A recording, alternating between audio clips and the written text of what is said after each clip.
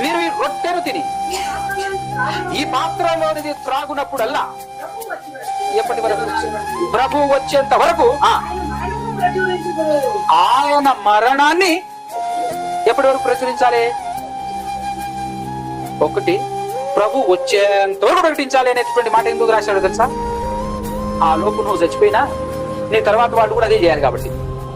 అవునా కదా? అంటే ఇప్పుడు పర్సనల్ గా మన గురించి మనం మాట్లాడుకుంటే ఏం చెప్పాలి? ప్రభు వచ్చేంత వరకు, లేదా నువ్వు చచ్చేంత వరకు. అవునా?